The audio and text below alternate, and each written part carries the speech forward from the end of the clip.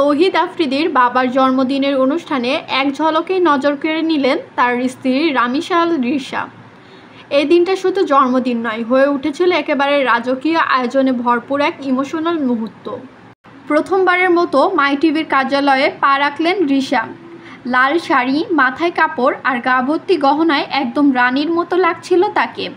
তার উপস্থিতি যেন অনুষ্ঠানটিকে করে তুলল আরও বিশেষ।